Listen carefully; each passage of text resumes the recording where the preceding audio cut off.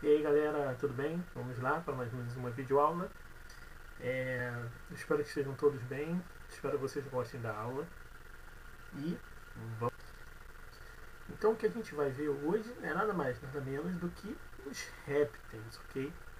Então a gente tem que pensar o seguinte: estamos fazendo uma análise evolutiva nas nossas aulas.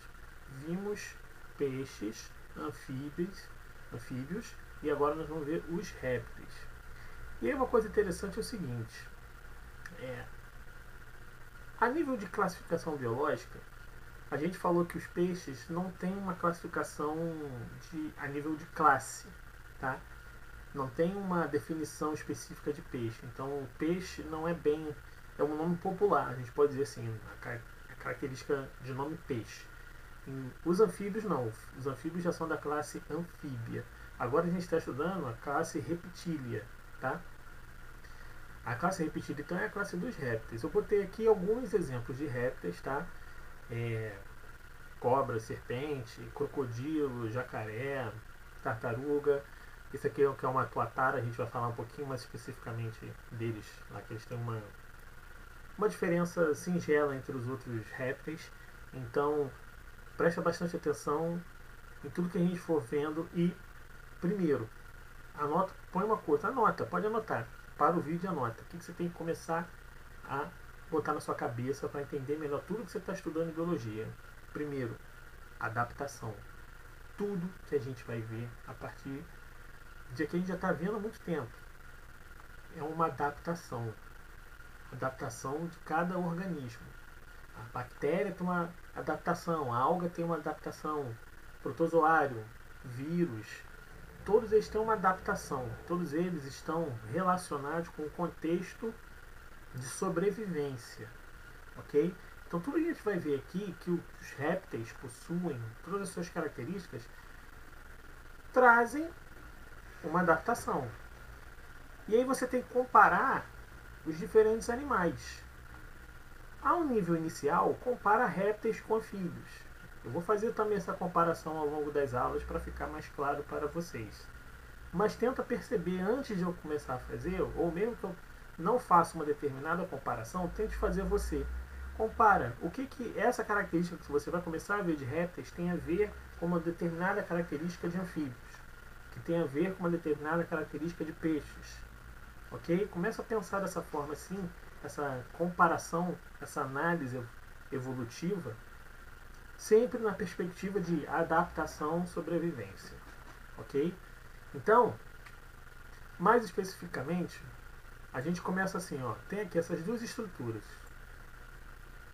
anfíbios e répteis. A gente tem esses dois camaradinhos aqui, e aí a gente já começa a ver que o ovo é diferente. Ó, o ovo de anfíbio não tem casca, o ovo de réptil tem casca. Então isso já é uma diferença, a gente vai falar isso mais especificamente para frente. Outra coisa, a pele. A gente vai ver que a pele tem uma grande diferença. Enquanto a dos anfíbios ela é bastante úmida e serve para respiração, a dos répteis já não vai ser bem assim. Ela é mais queratinizada. Então, começando a falar as características mais específicas, vamos lá. O que a gente vê de répteis? A gente viu lá nos anfíbios, os anfíbios eles começaram a explorar, sendo uma escala evolutiva, ok? De organismos saindo da água. Os anfíbios seriam os primeiros a começarem a explorar o ambiente terrestre, a nível de cordados, ok? Não estou falando de invertebrados, estou falando de organismos cordados, do filo Chordata. Então o anfíbio começou a sair, mas ele era muito dependente da água, por vários motivos, ok? Já nos répteis, a gente diz que os répteis eles de fato conquistaram o ambiente terrestre, ok? Numa análise evolutiva, foram os primeiros, certo? Os primeiros. Que características que eles possuem que trouxeram essa vantagem para que eles pudessem ser caracterizados como os organismos que conseguiram de fato a conquista do ambiente terrestre numa escala evolutiva? Presença do ovo com casca. O ovo com casca, você tem que pensar o seguinte: ele vai estar abrigando um embrião. Se ele está abrigando um embrião, se ele ficar na água, ele vai sofrer menos com desidratação a nível de temperatura. Isso significa que se um ovo de peixe ficasse fora da água, ele ia desidratar muito rápido e o embrião não ia sobreviver. Como você tem essa casca, a casca ela traz uma proteção a mais para essa perda, contra essa perda de água, ok? Isso é uma das vantagens, não é a única. Tem também uma proteção maior contra impactos, né? Esse ovo ele pode rolar, ele pode ter um determinado impacto do qual não vai ter assim, um choque suficiente para quebrá-lo. Enfim, outras características que a gente não vai abordar, aprofundar aqui não, senão vai ficar muito grande. Então essa é uma das vantagens do ovo com casca. Uma outra vantagem é a pele queratinizada. Essa pele queratinizada, ela também dificulta a perda de água. Tá? É praticamente zero a perda de água.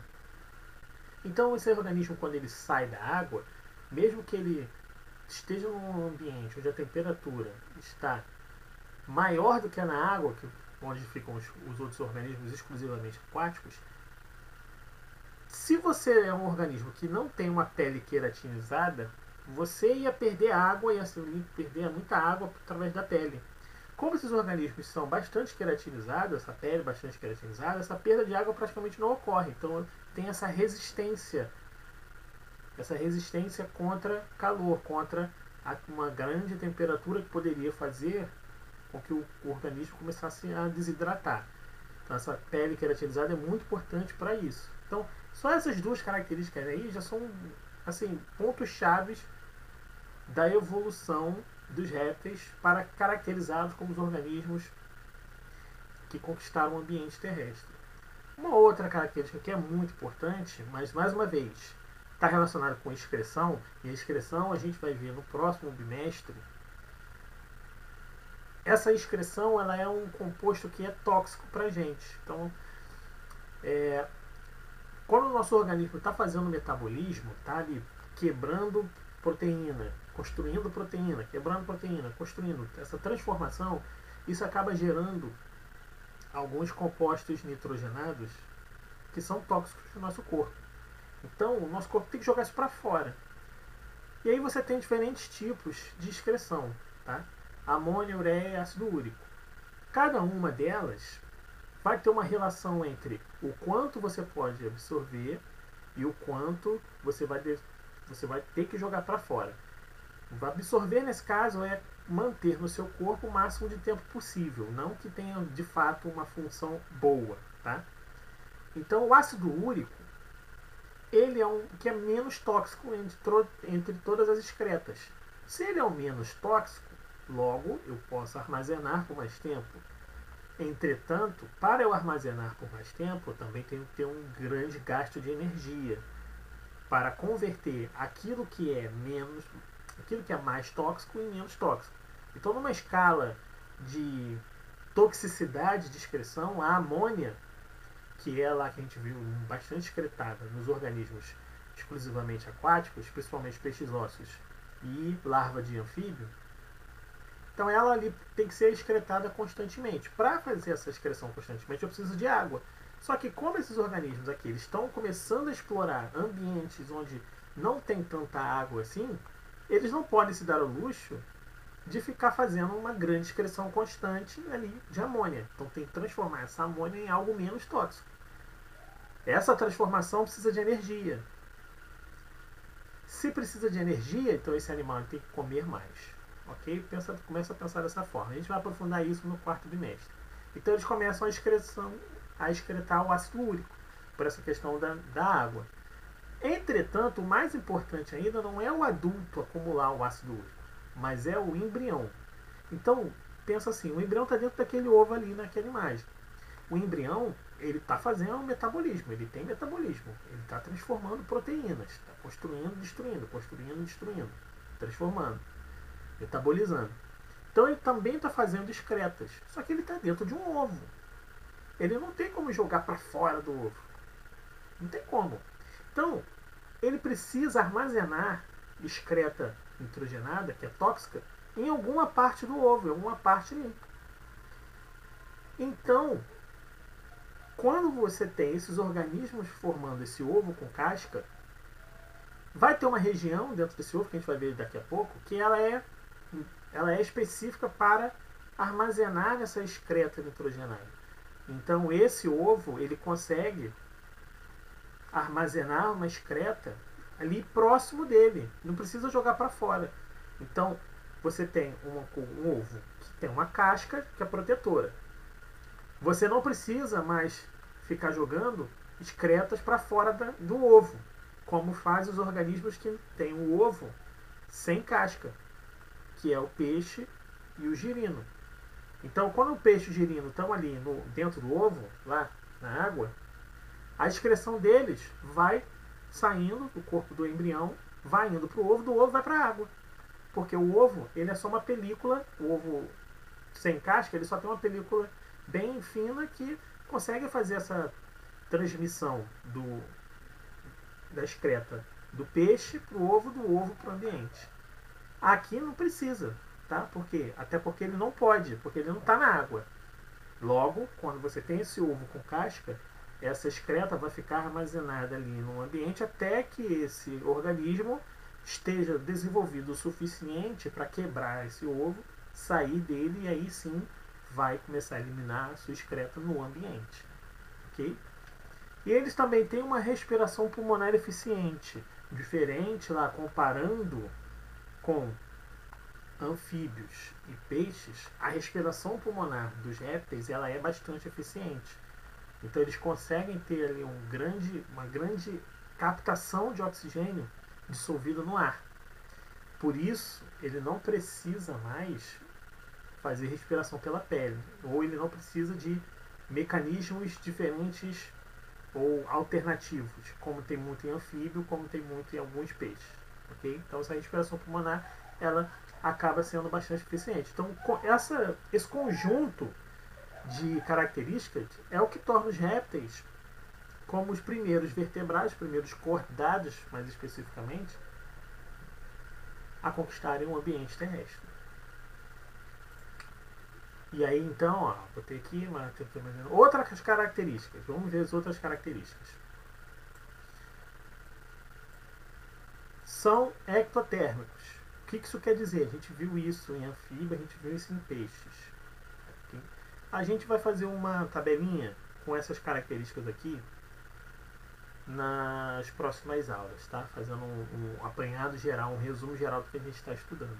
Então, assim como peixes e anfíbios, os répteis também são ectotérmicos, ou seja, a temperatura deles depende da temperatura do ambiente. Se eles estão no ambiente de 20 graus Celsius, a temperatura do corpo deles vai ser ali próxima a 20 graus Celsius. Se eles estão no ambiente de 35 graus Celsius, a temperatura do corpo deles vai ser ali próxima a 35 graus Celsius. Eles são animais que também, assim como os anfíbios, têm um coração com 3 cavidades. Mas tem umas diferenças aí nos crocodilianos, que a gente vai ver mais especificamente no próximo bimestre, tá? Não vou falar disso agora. Eles possuem cloaca. Cloaca é a região ali onde vai servir para sair urina e fezes, ok? É uma região em comum para as duas coisas, inclusive também para a reprodução. E surgimento de novos anexos embrionários. E esses anexos embrionários é o que eu falei que está relacionado com a especificidade ali, a importância, a característica que mais faz com que os répteis sejam adaptados ao ambiente terrestre. Então, que anexos embrionários é ele? Primeiro, começa a pensar, professor, esse nome é difícil, anexo embrionário. Desmembra o nome. O que é um anexo? É algo que está junto. Embrionário é algo que está junto do embrião. Nesse caso aqui, como o embrião fica dentro de um ovo com casca, então são anexos que ficam dentro do ovo, próximo ao embrião. Que anexos são esses? É o âmion, o alantoide e o córion. E aí é que está a grande questão. Esses complementos aqui são necessários para o embrião sobreviver dentro do ovo. Por quê? Tá? Isso tudo aqui são adaptações. Sempre adaptações. Então vamos ver aqui mais especificamente como isso está acontecendo no ovo. Tá? Então, no ovo. Aqui a gente tem um esquema do que é um ovo. E aí você tem que parar para pensar e analisar. Esse ovo está de lado, tá? Não é aquele ovo em pé que a gente guarda na geladeira, não. Ele está de ladinho. Então perceba, a gente tem aqui várias estruturas. A gente tem aqui o embrião, tá? Tá aqui essa partezinha aqui. Tem o albúmen. O albúmen é como se fosse a clara do ovo, tá? Ela tá rica em proteínas. Você tem a casca ali, que é essa estrutura mais rígida e está protegendo ali a região mais externa do ovo. E aí a gente tem então o córion.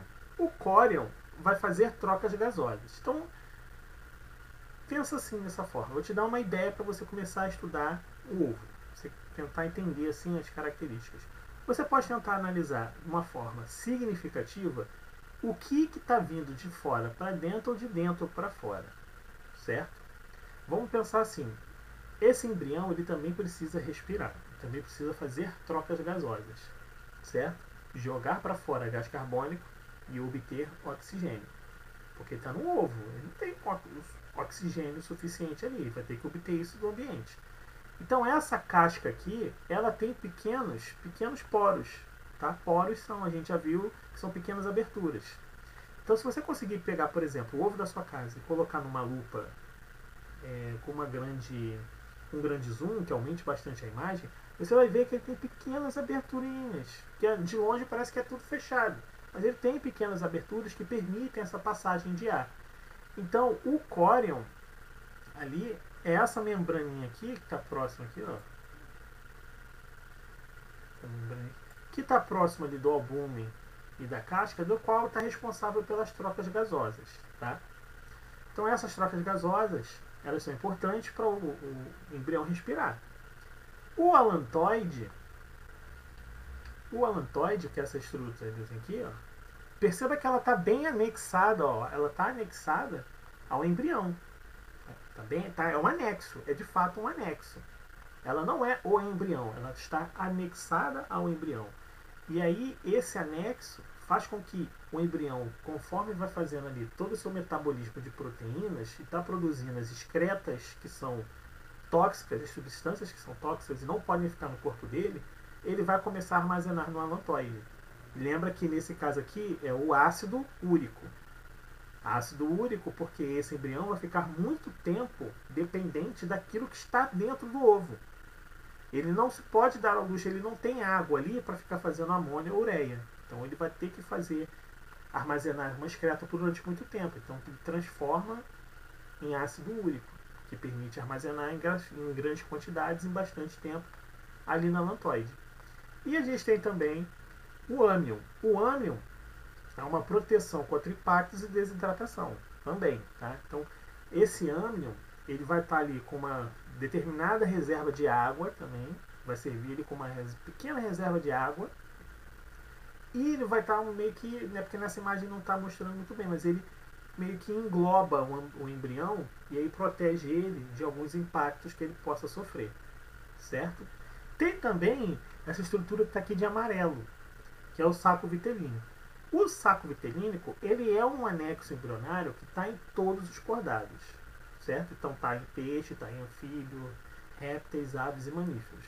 O saco vitelínico, vocês têm que lembrar de uma coisa que talvez alguns de vocês não tenham estudado no primeiro ano, dependendo do colégio que vieram.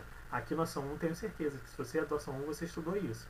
O saco vitelínico é um saco, como diz, ele pode ser encontrado também pelo nome de vesícula vitelínica, tá?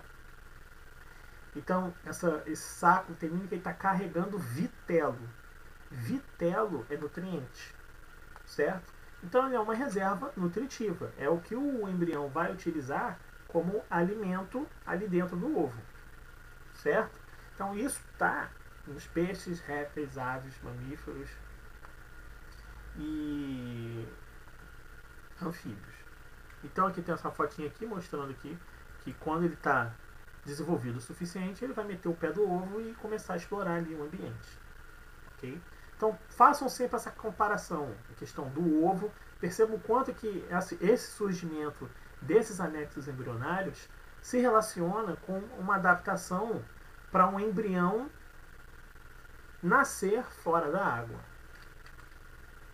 E aí a gente entra agora na classificação de répteis. A classificação de répteis, você tem que pensar, olha, se os répteis, tudo que eu vi até agora, tem características diferentes, tem uma pele queratinizada, tem um ovo com casca, tem outras características, isso começa a fazer com que esses animais demonstrem também terem outras características que me permitam diferenciá-los entre si.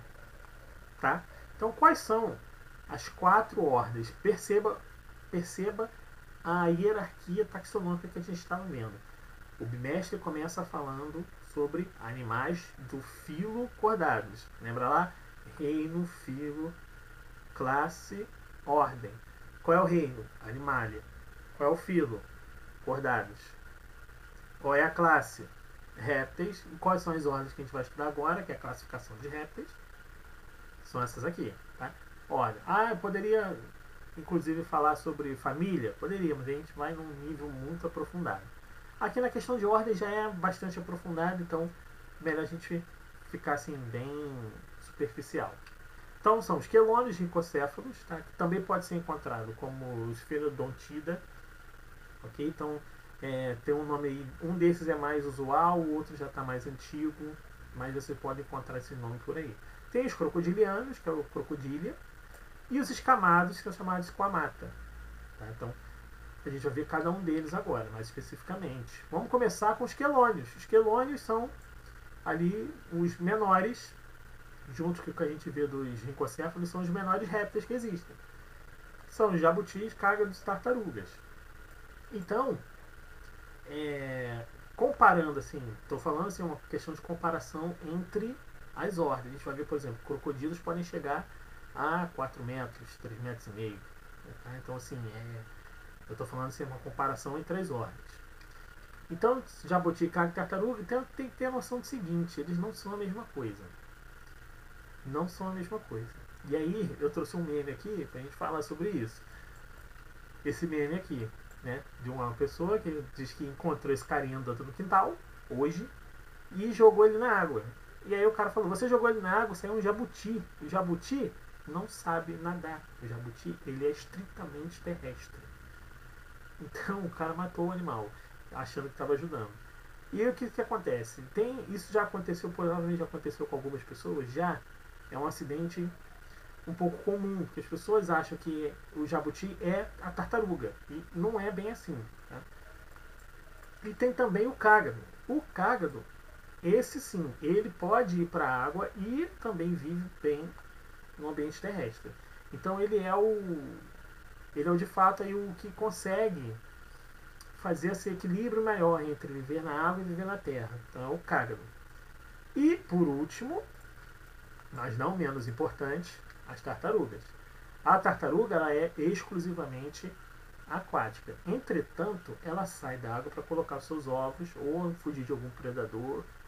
Enfim, mas ela não tem o hábito de viver na terra porque, perceba primeiro as patas. Olha do cágado e olha da tartaruga. E depois, olha do jabuti. Você vê que o jabuti ele tem algo que é mais rígido, que é mais... parece mais uma pata para andar em ambiente terrestre, algo que dá uma fixação. O do cágado é um meio termo, ele é uma fixação, mas ele também tem ali umas dobrinhas, algo mais, um pouco mais, uma circunferência maior, assim, mais largo, mais plano, que permite ele também ser assim, um nadador mais ou menos. E a tartaruga não, a tartaruga com aquelas patas dela ali, ela não tem uma boa movimentação na terra, mas na água é maravilhoso. Então, percebam essas adaptações. Para quem tiver mais curiosidade, tem outras adaptações. Tem o formato do casco, tem o formato da cabeça, tem a disposição dessas separações aqui, dessas fragmentações aqui no casco da tartaruga, tá? E aí você vai ver que em cágado ela é diferente, jabuti é diferente, a forma, a cor, enfim, a distância entre as formas. Tem muita diferença aí, muito legal essa diferença entre os quelônios. Tá? Outros também são as tuataras, tá? Que são do grupo dos rincocéfalos. Só tem esse grupo ele é muito específico, não tem muitas espécies não, tá? Ele só tem uma ordem, só tem uma família, acho que são poucos gêneros. Eles são os répteis menos diversificados, mas eles têm uma característica interessante, que é essa estrutura aqui no meio aí da cabeça deles, que é uma estrutura que é bastante sensível à luz. Não chega a formar imagem, mas permite eles a identificarem luz, entende? Aí eles conseguem se guiarem melhor no ambiente, apesar de terem olhos. Mas perceba que ela é uma estrutura que está no centro. Então, por estar no centro, traz uma outra vantagem. Eles conseguem identificar a luz também por um outro aspecto. Temos aqui, que são, talvez, não sei, comparando com o próximo que a gente vai ver, não sei se vai ser o mais famoso. Mas talvez sejam os que mais trazem medo. Não sei. São os crocodilianos. Então, os crocodilianos eles são divididos em três divisões. São os crocodilos, os jacarés e os gaviais.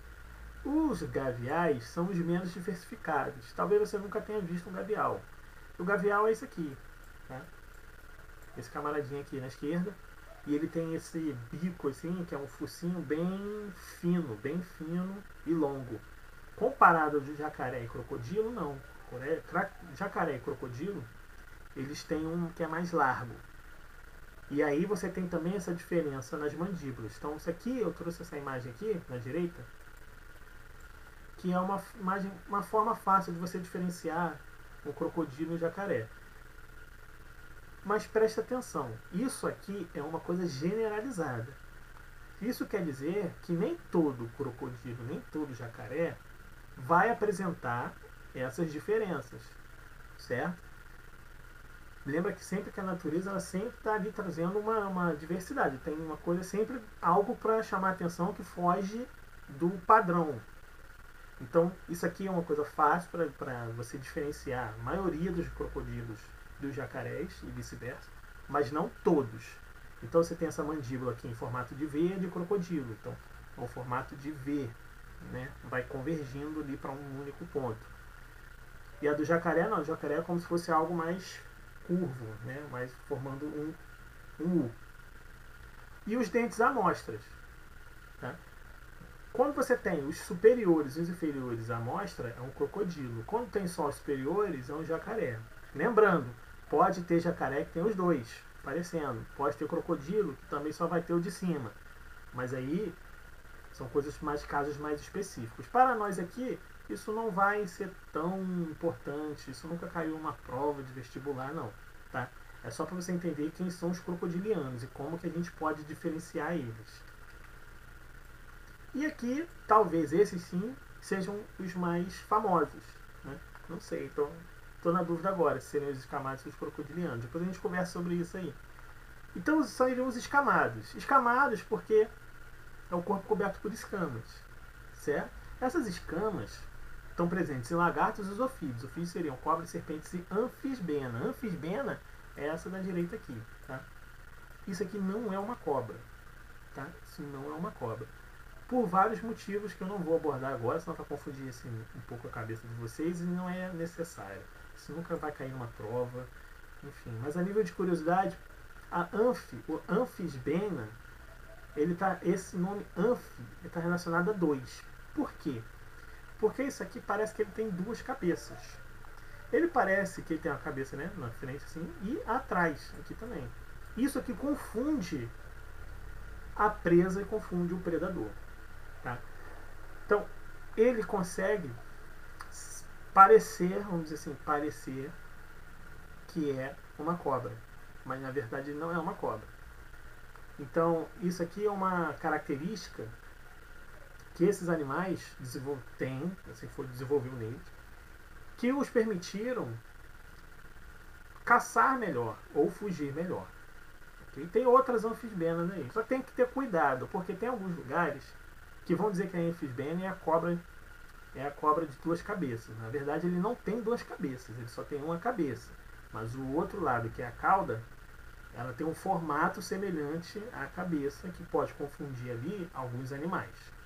E aí tem também os lagartos, aqui eu trouxe o maior lagarto do mundo, que é o dragão de Komodo, e as serpentes, tá? Cobra e serpente. Cobra e serpente tem aí uma grande discussão se assim, a nível científico são a mesma coisa. Para alguns herpetólogos, tá? Que é a galera que estuda cobras e anfíbios, para algumas pessoas não é assim, não é a mesma coisa. Existe uma diferença entre cobra e serpente. A gente não vai entrar nessa treta agora. Então, continuando, a gente vai falar aqui agora um pouco das adaptações. Esses animais, eles têm algumas características interessantes. Isso que a gente vai ver agora não é algo exclusivo de répteis, pelo menos não que eu saiba. Mas ela é muito evidente em répteis. Então isso aqui é uma autotomia. Auto está relacionado a si, e tomia é separação. Então esse organismo aqui é um lagartinho, um lagarto pequeno, um escamado, vamos ser mais específico, vamos ser mais científico. Isso é um escamado. Então é um escamado, um esquamata. Aí perceba a respiração dele, ó, bem aqui, perceba a respiração dele.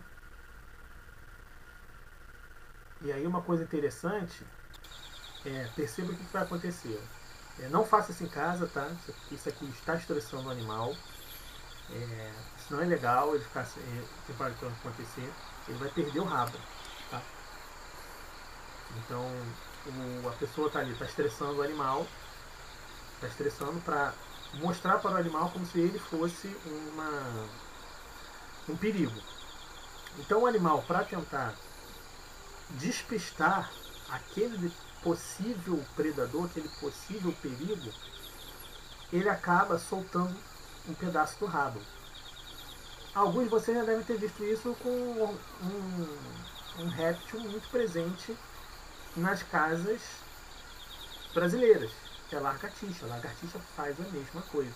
Então, às vezes você encontra uma lagartixa que ela está com rabo, às vezes você encontra uma lagartixa que ela está sem rabo. Isso quer dizer que aquela que está sem rabo, ela já passou por alguma situação do qual ela considerou que era um perigo, e aí ela fez essa autotomia. Então, quando você vê uma lagartixa sem rabo e tiver alguém perto de você, você já não fala, e ela perdeu o rabo. Não. Seja mais elegante, fale, olha, essa lagartixa sofreu uma autotomia.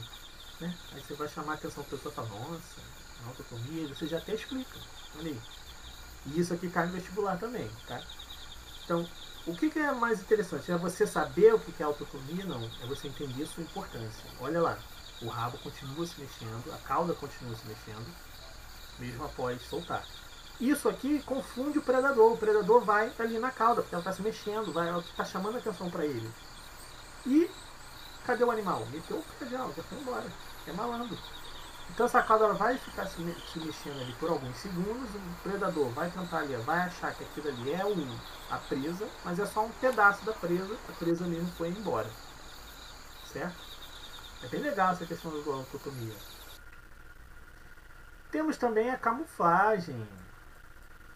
Camuflagem muito...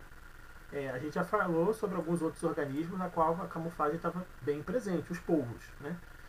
Polvo e alguns outros insetos. Mas aqui também ela está muito presente. Nós temos o camaleão, que é um organismo muito semelhante a esse aqui, tá? Da esquerda. E nós temos aqui uma cobrinha, que tá ali, parece que ela tem uma cor muito semelhante à de areia, solo, e aí ela vai se mexendo, e ó, perceba o que vai acontecer com ela, ó. Aqui na direita, ó, ela vai se esconder. Está se escondendo. Que aí na hora que passar uma presa, ela acabou. Morreu. Pegou. Aí ela tá lá para se esconder, ela vai se esconder, se escondendo e entrou, se escondeu. E aqui na esquerda é o lagarto. Perceba que a cor dele já está começando a mudar. Diferente da cobra, a cobra não está mudando a cor. O lagarto, sim. O lagarto aqui na esquerda, esse tipo de camaleão, ele está começando a mudar a cor de acordo com aquilo que está ali mais ou menos no ambiente que é próximo da cor dele. Então ele estava totalmente marrom, vamos dizer assim, um marrom bem escuro. Agora ele já não está tão marrom assim, ele já está com algumas listras brancas. E isso vai se modificando conforme ele vai olhando o ambiente. Tá? Perceba que o olho dele também ele faz um giro muito grande. Isso também é uma característica de adaptação. Isso permite ele a visualizar melhor em diferentes ângulos. Então perceba sempre, é tudo adaptação para a sobrevivência. Tudo. Não pode tirar isso da sua mente. E aí perceba ó, como é que está a cor dele já, como é que ele está ficando mais semelhante naquilo que ele está vendo no ambiente, que são aqueles galhos secos ali. Então ele assim ele se camufla. E aí ele fica tanto mais protegido contra determinados possíveis predadores, quanto ele também fica melhor para caçar a sua presa.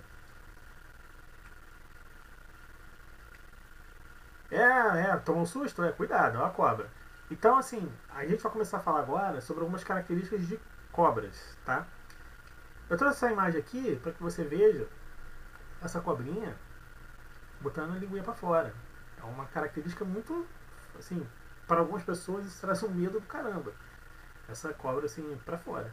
E aí você tem que pensar o seguinte, por que ela fica fazendo isso? Ela tá dando língua para quem tá vendo ela, tá? É um tipo de provocação? Não, não é nada disso. Isso aqui é o que a gente chama de língua bífida. Bífida porque ela tem essa aberturazinha assim na ponta que se divide em dois. Ela auxilia na obtenção de partículas de suspensão no ar. O que isso quer dizer? A partícula que está em suspensão no ar, ela tem uma característica a nível químico. Tá? O que a gente vai falar agora é uma relação química com biologia. Então essas partículas no ar elas têm uma determinada estrutura química, e aí a sua estrutura química ela vai dar uma resposta ao cérebro. E aí o que isso significa? Essa cobra ela tem uma região aqui próxima da centro da cabeça dela que é chamada de órgão vômero-nasal. Esse órgão vômero-nasal ele não é exclusivo de serpentes e cobras, ele está presente em um monte de outros animais. Mas nesses organismos aqui, esse órgão ele é muito, muito, muito desenvolvido. E aí quando a cobra joga para fora a língua, e aí ela captura essas partículas no ar, quando ela retorna para dentro, ela vai levar essas partículas a esse órgão aqui. Esse órgão ele está associado a um nervo e a um bulbo olfatório. Bulbo olfatório olfato. Então ela sente essas partículas no ar, como se fosse uma sensação de odor, gosto e outros tipos de sensação também, de todas aquelas partículas que ela está capturando no ar. Por isso ela faz isso frequentemente. Então ela está detectando, ela pode detectar hormônios, inclusive pode detectar hormônios para reprodução, uma fêmea soltando hormônios para atrair um macho soltando hormônios para atrair uma fêmea. Então você tem essa captura de partículas aí através dessa língua que sai e volta trazendo. Sai para capturar e volta. Então perceba que isso é uma adaptação. Isso aí é uma adaptação de órgão sensitivo. É um sensor do ambiente. E aí a gente tem também a fosseta loreal. Essa fosseta loreal, ela também não está presente só em cobras e serpentes, ela está em outros animais também. Mas elas tem muito serpente onde a fosseta loreal ela é imprescindível e muito desenvolvida. É um sensor, agora não é das partículas de gosto, de odor, de hormônio que estão no ar, mas sim um sensor térmico. Então ela consegue ter uma diferenciar corpos que estão no ambiente, uma planta de um fungo, de um mamífero, pela diferença da temperatura. E aí você tem que pensar, qual é a relação disso aqui com endotermia e ectotermia? Quando você tem um animal que está num ambiente de 20 graus Celsius e ele é ectotérmico, então a temperatura desse animal também vai ser ectotérmica, vai ser aquela mesma coisa que está no ambiente. Se está 20, a temperatura dele é 20. Mas lembra que mamífero e ave não é assim. Mamífero e ave são endotérmicos. A temperatura deles é praticamente constante, não muda independente do ambiente. Então, se ele está no ambiente de 20 graus, mamífero e ave vai estar ali, sei lá, 34, 35, dependendo de qual animal a gente está vendo. Então, isso vai servir como um ponto ótimo para a fosseta loreal dessas cobras identificar uma presa. Ele vai ver que aquele corpo ali está numa temperatura bem diferente do que está no ambiente. E aí ele vai se guiar até ela e vai comê-la, vai caçá-la. Então, galerinha, era isso que a gente tinha para falar hoje. Eu espero que vocês tenham gostado. Se ficar alguma dúvida, participe do plantão de dúvidas. Se você não puder participar, veja a gravação ou manda uma mensagem lá no chat, eu vou responder, não tem problema. Eu espero que vocês tenham gostado. No plantão de dúvidas, a gente vai discutir algumas outras coisas que eu já separei, tudo relacionado a isso que a gente está vendo aqui e mais outras coisas das quais a gente vai tentar fazer uma integração sempre. Sempre uma integração, ok? Integração entre diferentes conteúdos da biologia e uma integração entre os conteúdos da biologia com outras disciplinas. Eu espero vocês lá no plantão e até a próxima.